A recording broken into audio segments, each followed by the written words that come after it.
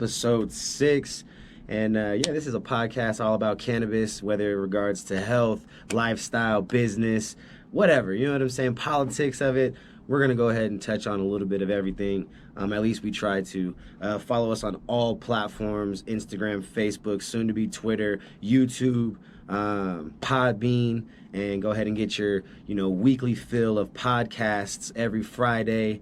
And get a weekly dose of just, news and posts that you can engage with us on and have conversations every week, at least 6 days a week, Monday through Saturday. Sunday is our day off, you know what I'm saying? But, really there's no days off, but that's just a day for us to recuperate, get ready for the rest of the week. That is among us. But, man, let's just jump into this. I got a little bit of a different way that we're going to do things today because I haven't officially got a schedule together with my other co-host now, Z-Boy Wonder or Tanner Nelson, to go ahead and come get him involved in everything. But it is coming. We're kind of working that all out, making sure that it can coexist with his schedule and all the projects that he has going on.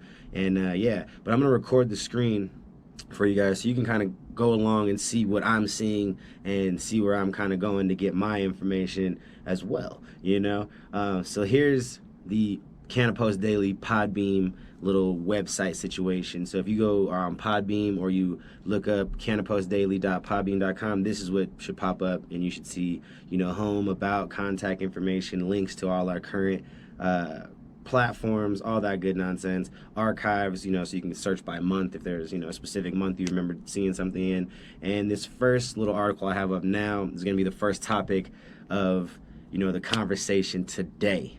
And man, this one is interesting to me, bro, because Washington was one of the second, or not one of the, I think it was the second one to recreationally legalize, right? And they were in the top few states to, even do the whole medical thing. And like they've been doing this, right? That's basically what I'm getting at. Why is it that they still haven't figured out their testing, regulations, rules, procedures? Like none of that is like effective in Washington. You know what I'm saying? Like they have some sort of testing stuff. Let me just read you, the little situation, the summary of the full article. So Washington has finally admitted to its faults in the testing of cannabis. Right? Being one of the first states to legalize adult use, you'd think they'd have they would be further along than they are. They wrote what is and isn't allowed to be used or found in the finished products, such as pesticides and heavy metals, though never simply wrote in the requirement to make companies test on regular basis. And that like baffles me. So it's like you obviously thought about people's, health and safety and, you know what I'm saying, by writing in the fact that, yes, you needed to, not have, X amount of pesticides or heavy metals or, whatever molds and stuff involved in these products, but you don't simply make it a requirement to have every batch tested for that. It just kind of gets me, wondering, like, where was their mind at, man? Like, it just doesn't make sense. I feel like that was a common sense situation where I guess common sense isn't so common. But, that one baffled me. But let's finish this little summarization. The only test required is for THC and CBD levels, microbials, mycotoxins. Sorry, trying to say some of these words all technical and say them wrong, but mycotoxins and moisture. And so basically all they care about is the psychoactivity of potential of it, the medical benefit potential of it, and whether it has molds, pests, or like little microbials that will live in like super moist or moldy not moldy situations, but you know what I'm saying. Basically, like they're not worried about any of the things that will actually, those things will all harm you too. Let me not say that. I was gonna say that aren't actually gonna harm you, but no, like they have half of it down. But what happened to the other half? I guess that's really what it comes down to. Like, it's good that they're testing for all these other things, but to not take it the one step further to make it a requirement to test for pesticides that you don't want to be found in the products, or too high of levels of allowed pesticides to be found in the products, or to have heavy metals that are at too high of levels found in the products. Why would you not test for them? It didn't make sense to me. I was just kind of like really confused reading that, and I was like, what? I probably had the same face that you guys are all making too right now. Like, it makes no sense. Yeah, I know. So in other words, the testing system in Washington is based on a lot of trust.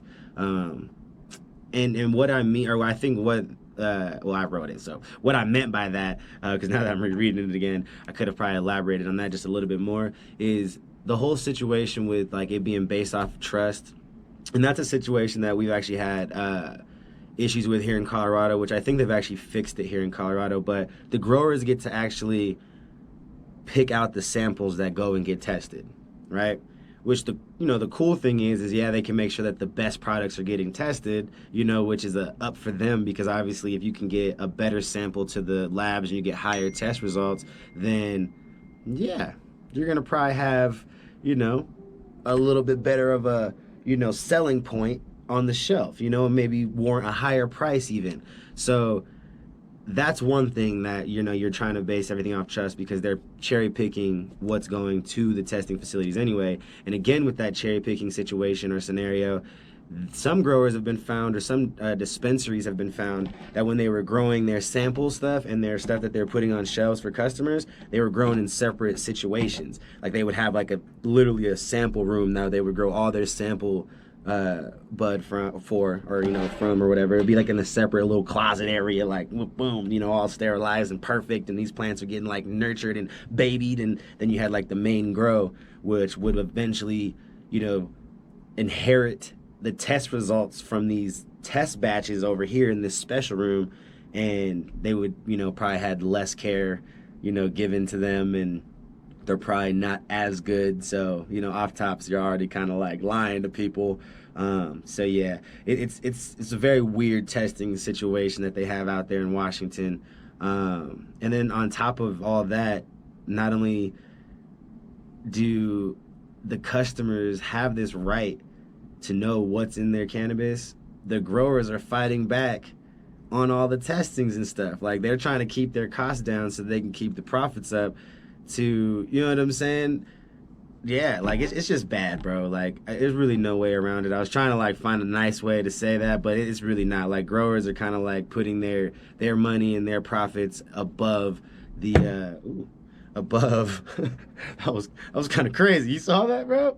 But yeah, they're putting their profits and their needs above the consumers, and that's very unfortunate, because in a state that is legal and people have the right to know what's in their products, like it shouldn't be a question, it shouldn't be a debate, it should be a hands down, like, yes, all these tests are required and for every batch. And there probably should be someone that comes in via the state that actually picks out these samples, or someone, maybe there's a whole department or a company that's just a sample picker for the state, and they go and collect all the samples, and it's super random, and maybe they have their own system on how they collect these samples. Like maybe that's something that all the states need, and probably do, because then you would just kind of keep these dispensaries a lot more honest. So yeah, but now with the efforts of oversight of testing and cannabis being handed over to the Department of Ecology, out of the LCB's hands, the safety of the consumer in Washington is now being taken serious. In the state where things were legal, the customer has the right to know what is in their products. And yeah, I mean, I just kind of literally said that, but it's nice to know that Washington is now admitting it. They're now taking actions to move forward in fixing it.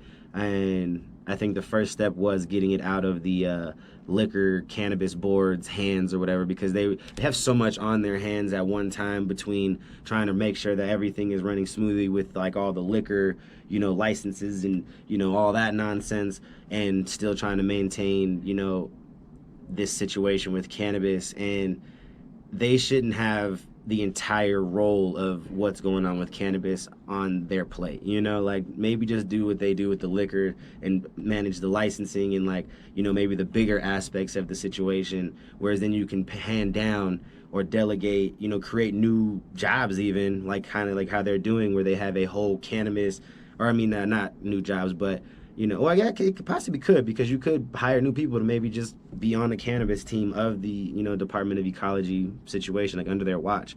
But yeah, man, it's a very interesting situation. I am very happy though to know that they are currently doing something to fix the situation, because yeah, that would suck if they continue down the path that they are currently going down. So yeah, but let's go back to the home page. Let's move on to the next topic, man.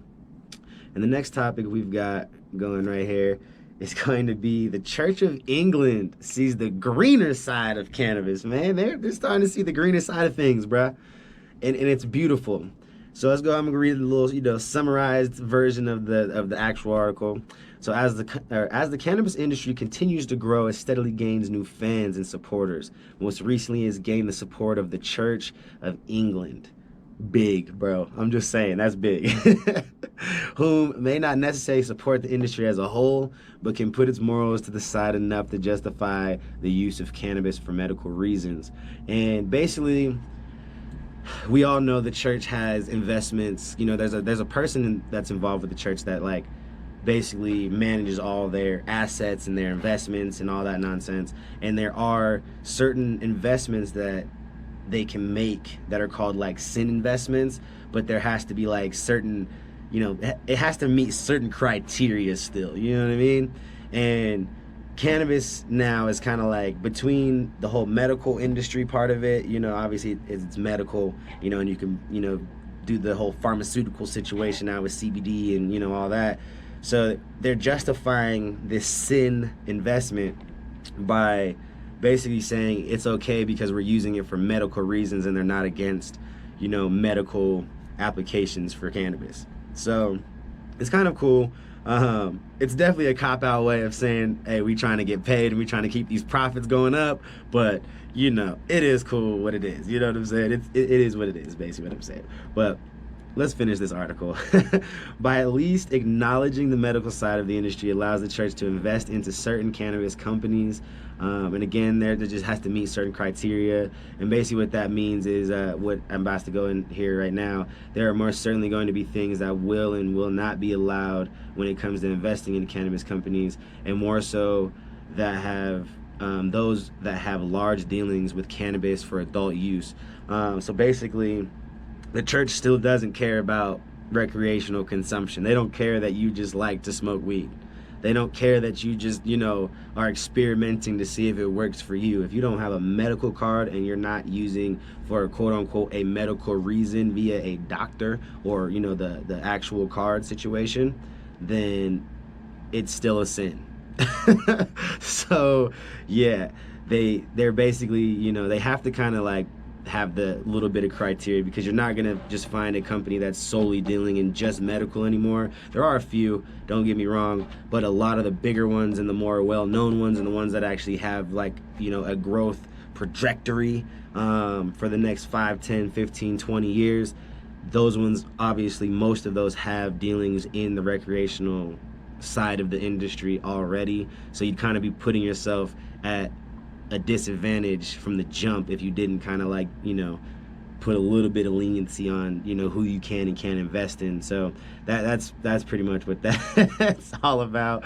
I mean, just a fun fact about the church is for the last 30 years, they've had a 5% growth in their funding for the last 30 years, bro. And with this and the explosion of cannabis, they're looking for the next 30 years of 5% growth in funding every year type situation. Like they're just making sure that they are doing it. But unfortunately though, if you are in England, there's not that many dispensaries, and the ones that are available for medical users, they're really, really, really, really expensive. Like really expensive. Like you got to be wealthy to afford it. So the most efficient way still to actually find or, get your cannabis, unfortunately, in England is going to be via the black market, which is very unfortunate because they should have dispensaries already. I'm just saying. At least more. They should be, I feel like England should be one of those countries that's like, on it. I figured they would. I mean, the fact that the church is kind of opening up the doors to the situation proves that they definitely are not dumb, and they're definitely thinking about it. So yeah. Next topic, man. That was just a fun one. I just like little fun ones like that. That was a cool one. It was, it's just interesting little hidden gems of information that most people would probably not even know or care about. But the next one we're gonna do now is testing is showing that CBD products, man, might not be just CBD, bro. And I feel like this is one of those situations where we all should have known. To be completely honest with you, like, this is one of those situations where, one second, I gotta take a drink. Like, in an industry that's still developing every day, like, it's still very much like a growing, evolving industry. There was going to be the people who were going to get in and try to cut corners to make $1, and there was going to be the people who were going to take advantage of the wave to make $1, and that's just the reality, bro. Like, there's just nothing else that we can actually, like, say about it other than we should have known. Like, I feel like there was so many of these CBD products. I've had conversations with friends before about some of the CBD products that were just being found everywhere, whether it be the gas station, the smoke shop, the mall, the little bodega up the street, whatever.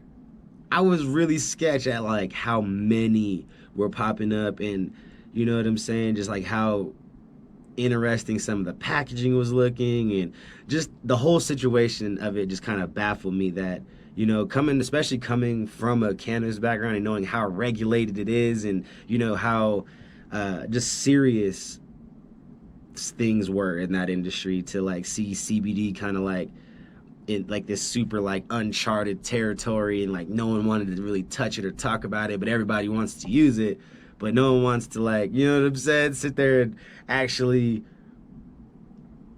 regulate it. And that really was baffling me. And I'm glad that these tests are being done, because a lot of these CBD companies that are out right now are BS. I'm just going to put it out there, man. There's a lot of these little, like, 100% hemp-based CBDs and blah, blah, blah. And this BS, bro. Let me just go ahead and read this to you. So tests have been released showing that CBD products popping up all over in an ever-growing market may not just be CBD. Tests are showing that AF, AB, or ADB, K2, or Spice, most of you guys know what that is, whether it be via the name K2 or Spice. It was like a herbal, like, incense situation that, companies were making and selling as like an alternative marijuana situation, but it was like causing people all sorts of health issues. I want to say there was even some deaths contributed to the K2 stuff. And I mean, just there's a lot of crazy stuff. Just look it up. You can go find all sorts of crazy information about that stuff. Just stay away from it. And not only was that found in it, but DXM, or dextromethorphan, I think that's how you say it. Basically, it's the stuff that's found in cough syrup, and it's the same cough syrup that most people were tending to use for recreational uses and getting high, and again contributing to some deaths. So yeah, man, it's be careful. That's really what this is telling me. Be careful. Don't just take your word, or take the word of packaging. Do your own research. Look up products, look up brands, find reviews. Especially in this industry where you have a lot of, shady people, alongside a lot of people who are really trying to help. And the shady people are not going to, show themselves as shady. You know what I'm saying? That's why you doing your due diligence and going and doing your research, figuring out where these companies are sourcing from, figuring out, where these companies, yeah, I mean, all that sourcing, I was going to say sourcing again, but seeing where they're sourcing their products, seeing how it's being manufactured, just reading it, figuring out what ingredients are involved, and then again, finding reviews, man. Like, listen to the people who've tried it. Ask questions, man. You have to do a little bit of research, and yes, there's not like 100% foolproof way on how to, pick the right CBD for you, or the right company that makes CBD for you. Like, there's really not, but you could definitely get close to finding, at least weeding out the all the bad ones, and at least surrounding yourself or giving yourself a good couple, companies to go from, and get some good solid products from, because there's definitely real people out there that are really trying to do real honest, CBD work, man. And I like to call it CBD work because that's what it is. It could be a great thing, and as we're seeing now, it can be something that can be very negative and be taken advantage of, like everything. But yeah, man, let's continue doing this. Also added to the dishonesty with some companies using melatonin, a hormone used to promote sleep, to produce as the major constituent, while CBD was there as the minor constituent, and basically just meaning that for some of the companies that were advertising sleep products or sleep type CBD products, whether it be a pill, a spray, a tincture, whatever the product was, they were adding melatonin to it, which is naturally found in the bodies, just like a lot of the cannabinoids and stuff are. But when someone is going to the product for CBD purposes, and that's like the minor constituent, like that's like the least amount, like the smallest thing you're gonna find in that whole situation, that's crazy. And it makes no sense, because you're selling them a lie off tops. You could have just been like, it's melatonin, go get you some melatonin vitamins. It'll do the same thing, because that's all they're pretty much doing. It's just super crazy, man, how dishonest some people can be, and how people will take advantage of the lack of knowledge that people will have, whether it be for just CBD in general, cannabis in general, like whatever. Like when they see a weakness, they're gonna exploit it. And there's so many people interested in CBD, and the fact that it has these medicinal uses, and it's non-psychoactive, and all these cool, wonderful things about it. And people are finding ways to manipulate that as like a weakness of lack of knowledge, pretty much, to sell somebody something that they could have bought at the grocery store, at a higher price. Like when you're selling someone pretty much melatonin, like you're kind of a scumbag, if you ask me. That's just a personal preference. But yeah, let's kind of keep it pushing in this little situation. Finish up this summarization, because that's what these are. Like we'll read, me and a few other people will read articles, and we'll just come up with summarizations to give you the most information in the smallest amount of time. And then if you want to read more of the information, we'll go ahead and we leave links for you to find the actual article that we were referencing and getting some of our information from. And some of that, sometimes we have to go fact check some of the articles. So, just letting you know, don't take everything you read with to heart. Take it with a grain of salt. But in a market that isn't really regulated at all, things like this can be a problem for customers that are advanced in using CBD. To get a product that is using harmful chemicals and synthetic cannabinoids may experience harmful effects and be unsatisfied. All right, there, off tops, you shouldn't want to do it because you're damaging your reputation. Crazy, crazy, crazy that people would want to do that, but people do. You know what I'm saying? You're damaging the reputation. Not only are you damaging your own reputation when you get discovered and people want to out you, but you're damaging the reputation of the CBD industry as a whole. You're putting a damper on companies that may not have been doing anything wrong, and that's not fair. You know what I'm saying? For a customer that is using new CBD, or that is new to using CBD and looking to try, can again receive an undesired and unexpected effect that can be harmful to one's safety and health. Like someone might not want to have a weird K2 or cough syrup type high associated with their CBD. And for someone that doesn't even know what CBD is supposed to do to you, they might associate that with that's what CBD does, and that's a lie. You know what I'm saying? You're again false advertising and giving someone like this false experience to something that is helping thousands of people. So it's very unfortunate. So it is ultimately can distort the outlook on CBD industry in a negative way before the industry really gets started. There's too many people's health and safety alongside tons of money for there not to be a better regulation system. I know I just kind of added that in there because it just didn't make sense the way I was reading it. There not to be better regulations. It does make sense, but I just read it wrong anyways. But yeah, man, for there not to be better regulations, it just doesn't make sense to me. especially in an industry that is projected to make a lot of money. You know, like at this point, the cannabis industry is kind of almost its own thing, and you think of cannabis as like the getting high side of things now, whereas when you think of CBD and hemp and all that, you know, they're kind of like their own entity over there, man. They've kind of separated the two at this point, and they've, you know, almost created two industries, bro, that can thrive, you know, coexisting. So yeah, the next one, oh, these other ones, we're gonna talk about them, but they haven't quite published. But let's go ahead and jump into some HomeGrows stuff. And this one, man, I think this one's crazy. So should you or should you not be allowed to grow at home? And it's becoming an ever so frequent debate around the United States in the states that are not legalized currently. The only state that's legalized that doesn't allow for recreational home grow is Washington. And Washington, we all kind of know, just they do their own thing. They're on their own thing. There's nothing else to be said about it. But another one looking to join them is Illinois. They were the most recent state to legalize adult use, and they are looking at a situation of doing the same thing as Washington and not allowing for you to grow your 6 plants as a adult user. You have to have a medical card to justify growing. And basically what this sounds like to me is that it's the big marijuana companies coming in and basically just trying to lock down the rest of the industry. And the rest of the industry is the home grow scene.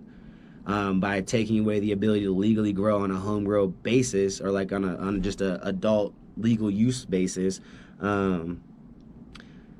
you force everyone to have to go to a dispensary, and then that means you force anyone that's caught without having like actual dispensary packaging and labeling and, you know, all that good stuff on there with their marijuana, when they get pulled over or whatever, it's illegal, because the only legal cannabis would be from a dispensary at that point. Unless you were a medical user, then you could, you know, you would have a different conversation. But man, I think that's crazy. I think it's crazy. I think it's just big marijuana and the states trying to pull the politics into play to make sure that they can capitalize on all the tax revenue and every dollar that ever can be seen via marijuana, pretty much. Like, I think they're just trying to eliminate the whole idea of there being a black market, which, I mean, it's not going to kill the black market completely, but it can definitely do some damage on the states that are not legal to grow recreationally at your home. So, interesting situation. There's really not a whole lot to say about it. If you guys are definitely more interested in kind of like reading more about it, you can go check out the full article. You can go read the summarized, you know, action-packed article. But yeah, I mean, it's a very unfortunate thing. I think I'm kind of torn. Like, I do understand where they're coming from on trying to maximize dollars and profits and taxes, and I do understand, you know, it would help law enforcement kind of decipher, like, if you were caught with any weed that wasn't in the proper container, or, you know, have proper labeling, then, you know, you obviously have some illegal weed. I get it.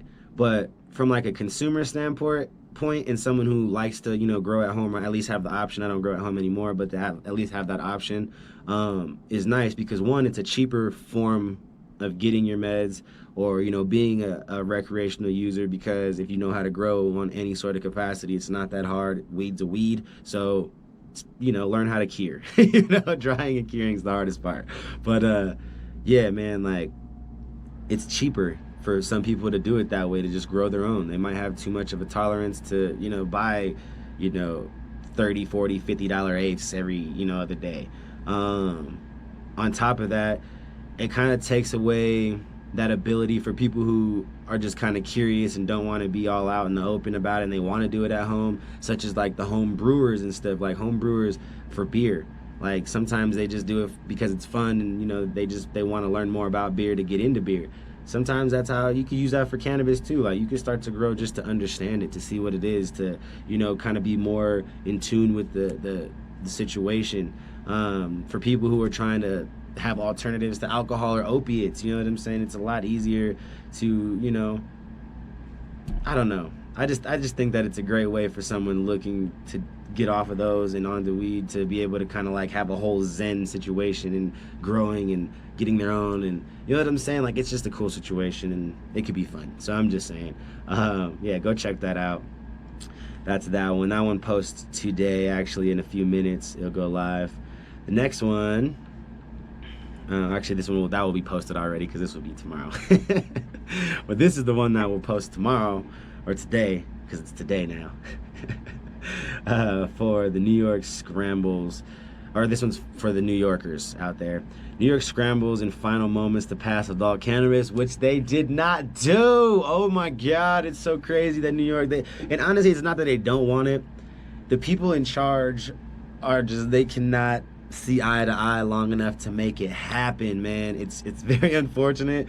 They just cannot see eye to eye to make it happen. But don't be afraid. They do have 3 bills behind it. So let me go ahead and give you the short summary because this one's actually kind of interesting. So as the clock ticks down and the hours pass, the state of New York still hasn't come to an agreement on adult use cannabis. But they have at this point. Known as the marijuana arrest capital of the world, with majority being black or Hispanic, something has to change.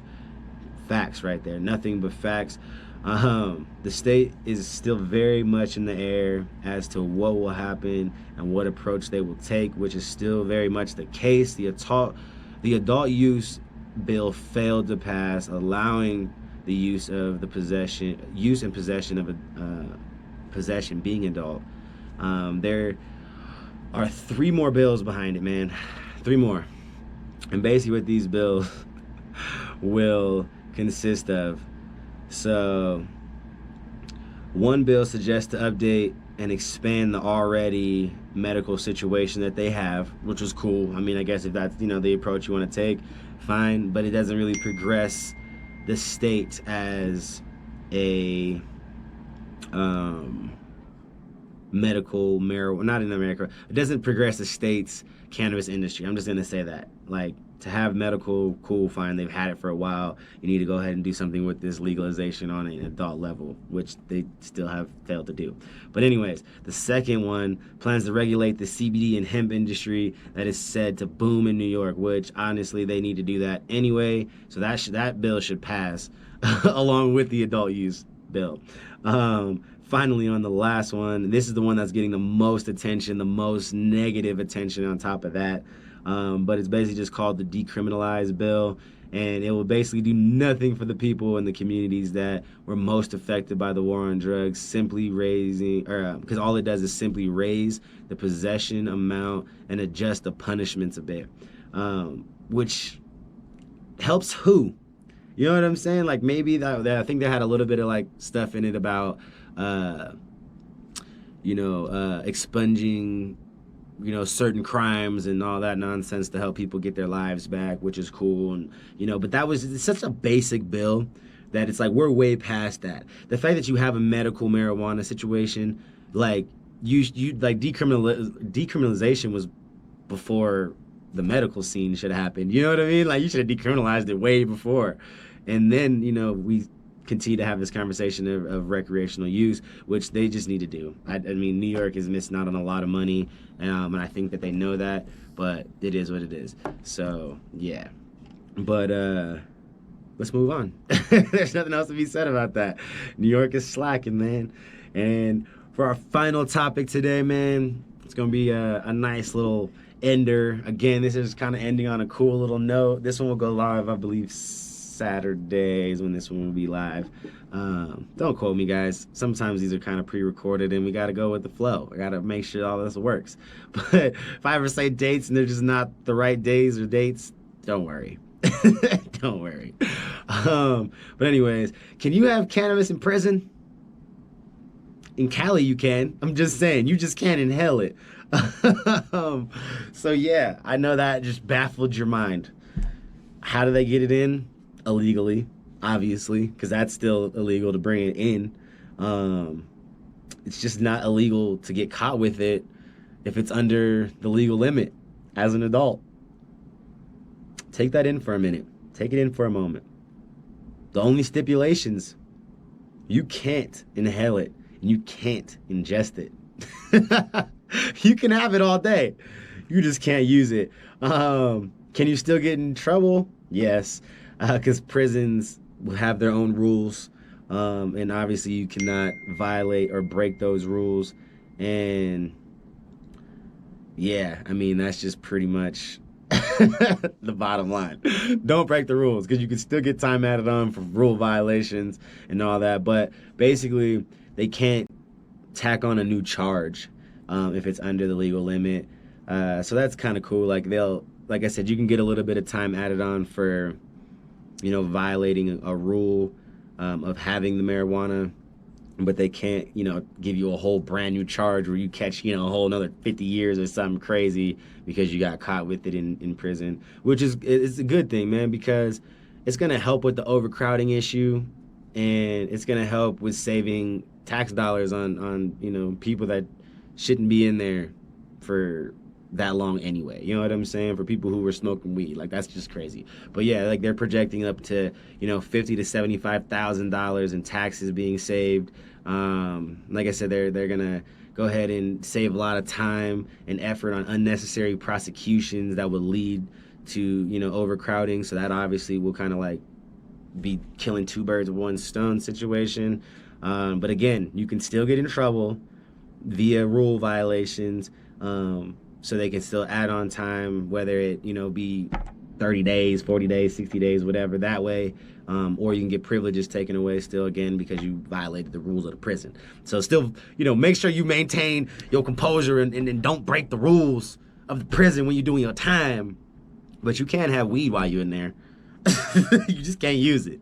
You just can't use it. Man, the irony in that, bro, that's an oxymoron and a half. But basically, just to finalize this whole little thing, California's appeal courts says that it's legal to have small amounts of marijuana in prison. The only stipulation is that inmates can't inhale or ingest it. So yeah.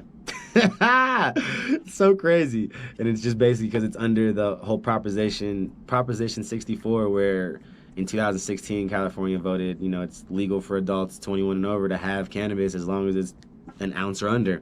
So yeah, and it didn't discriminate against people that were incarcerated. So that's where that little loophole kind of popped in. But yeah, so I love you guys. There is no me without you. I hope you guys had a good time hanging out with me for this little podcast. Again, we're getting the schedule together so that me and Tanner or Z-Boy Wonder can go ahead and do some coexisting podcast, what I'm saying, and we'll talk back and forth, shoot the shit, do all that good stuff. And yeah, go ahead, and if you guys are looking for some concentrates, go check out the Clear Concentrates. If you're looking for CBDs, they also do have a CBD line called the Clear CBD. So check them out, man, and let me know what you think about them. I really enjoy their products. I've actually had a pen right here this whole time I could have been smoking on. Yeah, this is that grapevine one. This is the CBD pen right here. Very nice. The pen is a little darker, but that's just because this plant has those really nice purpley terps, so it just tends to make the hash a little bit darker, or the oil a little bit darker. But tastes really good. All the stuff I've gotten from them and tried from them so far is fantastic.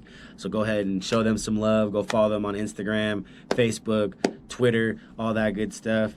And if you go to our About Us, I'll go right here. It's right here. You guys can find it right there, clearconcentrates.com. Go, like I said, just go show them some love, man. If it wasn't for them, this podcast would not be possible. And yeah, I love you guys. There is no me without you. If you need to get in contact with us, contact us on any of the social media platforms at CannaPost Daily. You can email us at CannaPostDaily@gmail.com. And yeah, let's see you guys next week. Tuning in, tuning out. It's your host, Milehighfloatin, always smoking, never choking, but continuously token. See you guys later.